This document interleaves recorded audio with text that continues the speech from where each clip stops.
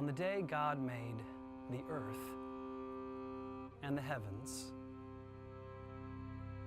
when no plant of the field was yet in the earth, and no herb of the field had yet sprung up, for God had not made it rain upon the earth, and there was no human to till the earth, and a moisture had welled up and covered the face of the earth, then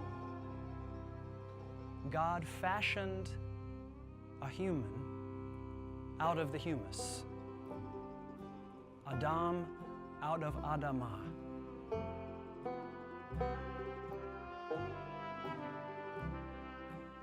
And God breathed into the human the breath of life,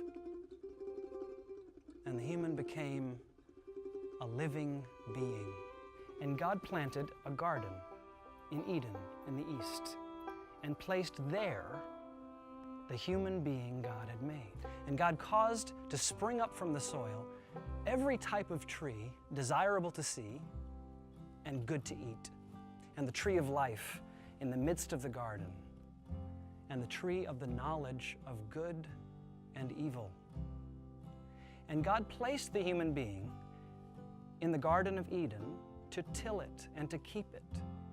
And God said to the human being, "You may freely eat of every tree in the garden, but of the tree of the knowledge of good and evil you shall not eat, for on the day that you eat of it, you shall die."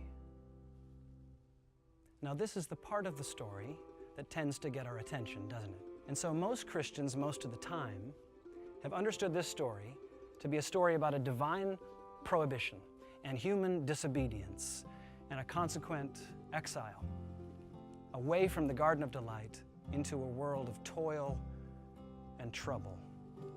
And so it is. It is a story about human disobedience, and it is a story about humanity falling away from trusting God. But that's not all it is.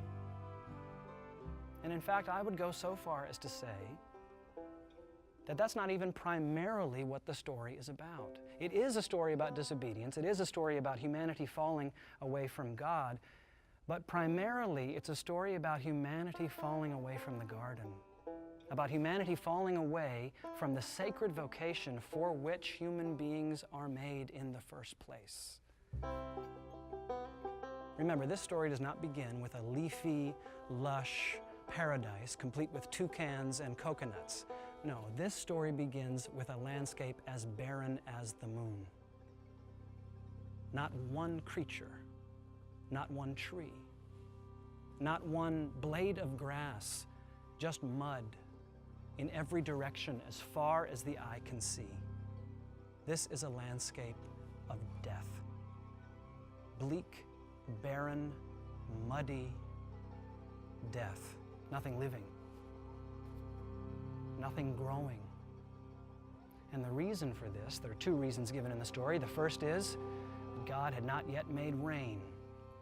And the second is that God had not yet made you, the human, made of humus, Adam, made of Adamah, the creature made of mud, who is given the task, the charge, and the privilege to take care of the mud so that the mud might bloom.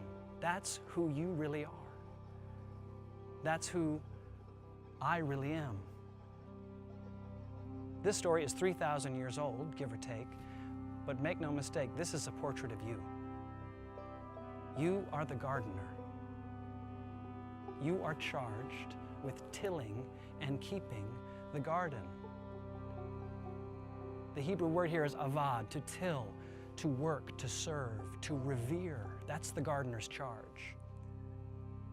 But also to keep, shamar in Hebrew, to observe, to watch, to protect, to guard against threats of all kinds so that delight might thrive. That's who you are. That's who I am. And when humanity is exiled from the garden, that's bad news for humanity. But it's also bad news for the garden. The whole logic of this story suggests that when the gardeners become lost and disconnected from their own true identity, their own true vocation, then that muddy moon, That landscape of death, bit by bit, inch by inch, will come back, will return. Have you seen it? It looks like human cruelty or negligence against any creature, human or otherwise. That's what it looks like.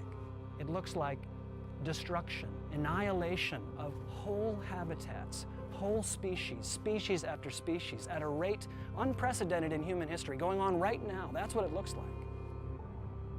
It looks like cities planned without wisdom. It looks like seashores choked with human refuse that somebody threw into the sea.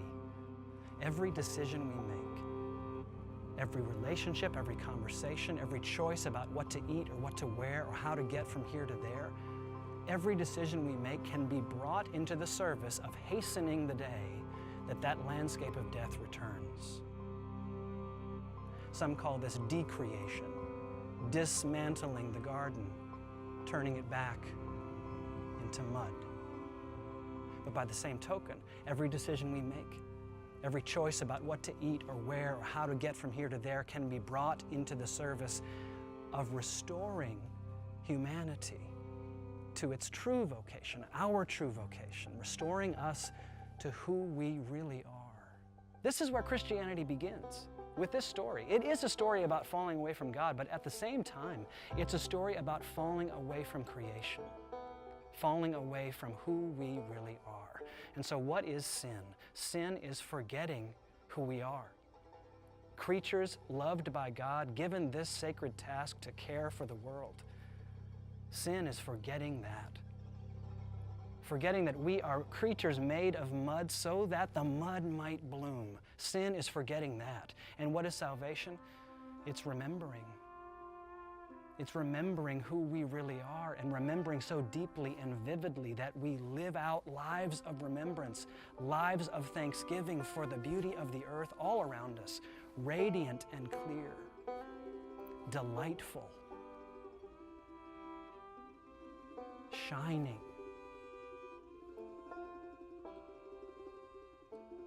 So friends, lend your hand, roll up your sleeves, pick up your shovel, let us go into the garden to work it, serve it, revere it, observe it, watch it, protect it.